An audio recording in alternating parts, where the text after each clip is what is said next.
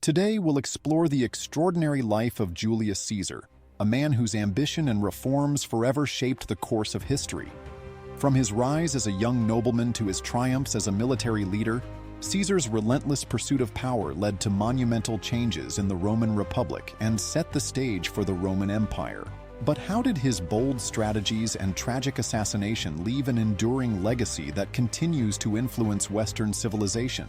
Caesar was a successful military general and popular political leader in 49 BCE, after leading the Roman army in Gaul for 8 years.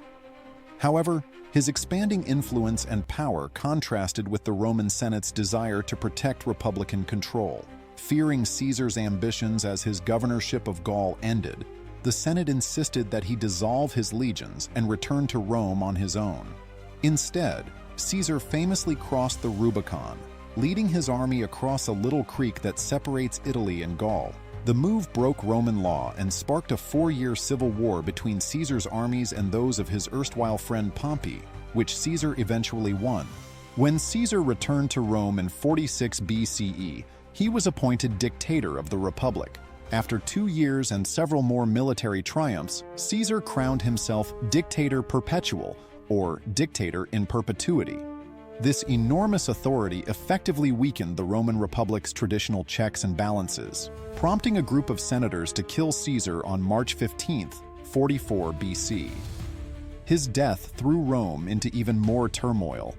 A power struggle among Caesar's main allies, most notably his adoptive successor Octavian, later known as Augustus, resulted in the demise of the Roman Republic and the eventual ascension of Augustus as the first Roman emperor. Caesar's conquest of Gaul, which included modern-day France and Belgium, as well as sections of Switzerland, Germany, and the Netherlands, was critical to establishing Roman influence across Europe.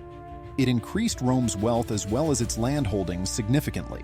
In 55 BCE, the tenacious Roman general undertook the first of 2 trips to Britain. While neither the first nor the second journey the following year was successful in capturing the territory, the mission laid the groundwork for Rome to eventually conquer much of the British Isles. These conquests were more than simply about territory and riches. They were all part of Caesar's larger political goals. Caesar laid the groundwork for his pursuit of greater authority in Rome by expanding his military backing and popularity among the people. As he conquered more provinces, he merged the Republic's legal and political institutions while also increasing trade by developing the network of routes flowing into and out of Rome. Caesar's famed bridges across the Rhine River during the Gallic Wars are only a few of the many aqueducts that ancient Rome is known for. Caesar revised the Roman calendar in 46 BCE, following the advice of Greek astronomer Sosigenes. The old calendar was based on lunar phases and frequently differed from the solar year. The new system, influenced by the Egyptian calendar, was based on a 365.25-day solar year. The calendar was divided into 12 months, with an extra day added every 4 years to keep it in sync with the Earth's orbit around the Sun. The Julian calendar, named after its progenitor, went into use on January 1, 45 BCE. The calendar became the main timekeeping system in the Western world, but the calculations were somewhat off. The solar year was roughly 11 minutes shorter than anticipated. By 1582, the miscalculations had resulted in a 10-day difference. The Gregorian calendar, updated by Pope Gregory XIII and inaugurated in 1582, corrected this. But the Julian calendar's standardized technique of calculating time continues to shape our lives today. Caesar's political ambitions and reforms left an indelible mark on political philosophy and practice in Rome and elsewhere. One of his most effective techniques was cultivating support from ordinary Roman residents and soldiers to establish popularity and accelerate his climb to power. After establishing himself as the Republic's dictator, he implemented a variety of revolutionary political reforms, including allocating land to veterans or the destitute, canceling debt and rent payments for a while, and planning a public library, to name just a few. His populist strategy worked.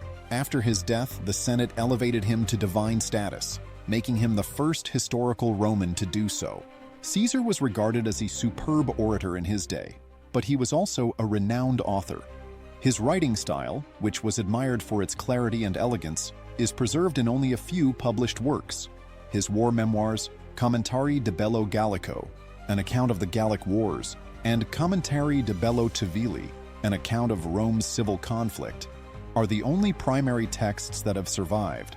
His narrative of the Gallic Wars in particular is well known not just for providing insight into Roman topographical and military history, but also as a beginner's primer to Latin.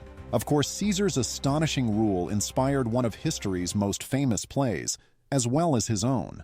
William Shakespeare's Julius Caesar is a perennial classroom and theatrical classic, and it continues to be a great starting place for studying one of history's most significant rulers.